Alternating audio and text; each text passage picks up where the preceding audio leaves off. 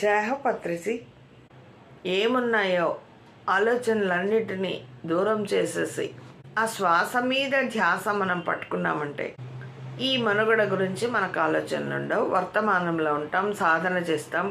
మన గురువు గారులు, enlightenment masters అందరూ చెప్పిన రీతిలో మనం జ్ఞానం నుంచి విజ్ఞానం, ప్రజ్ఞానం, బ్రహ్మజ్ఞానం వరకు ఇంకా పైన 5 చక్రాలు కూడా యాక్టివేట్ అవుతాయి. మన చుట్టూ ఆరా కూడా పరిశుద్ధంగా ఉంటుంది.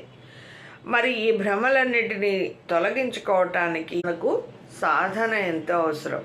అవి ఒకవేళ ఏవైనా అందరితో పాటు మనం కూడా టెంప్ట్ అయిపోయి నాకు అవి కావాలి ఇవి కావాలి అనుకుంటే మళ్ళీ సాధన చేసేటప్పటికి మనకు ఇవన్నీ వాస్తవాలు, నేను ఎందుకు వాటి మీద ఇలా ఎగబడుతున్నాను, అవన్నీ వాస్తవాలు కదా అని అనిపిస్తుంది.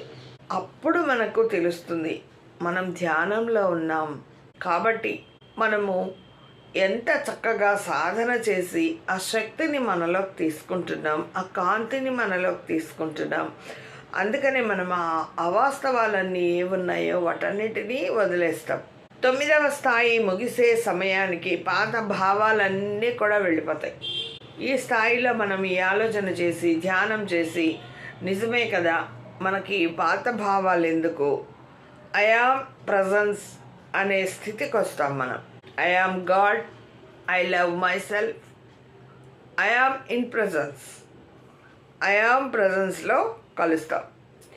జ్యామితి యొక్క అధిక స్థాయిలు అర్థం చేసుకుంటూ ఆ హయ్యర్ ఫ్రీక్వెన్సీని మనం అర్థం చేసుకుంటూ ఆ ఉన్నత లోకాల మాస్టర్స్ చెప్పినట్లు మనం ఆ జ్ఞానాన్ని తీసుకుంటూ దైవత్వం స్థాయికి ఎదగటం ప్రారంభిస్తాం.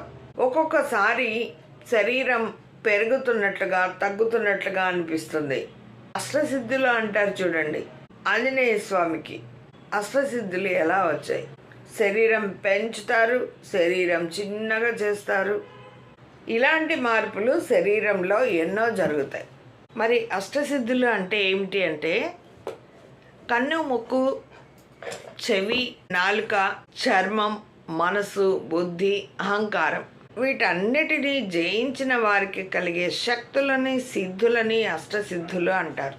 మరి ఆంజనేయ స్వామి వాటన్నిటినీ జయించారు. అష్టసిద్ధులు అనే వాటికి పేరు కూడా ఉందండి. హిమ, మహిమ, గరిమ, లఘిమ, ప్రాప్తి, ప్రాకార్యం, ఈశిత్వం, వశిత్వం వీటిని అష్టసిద్ధులు అంటారు.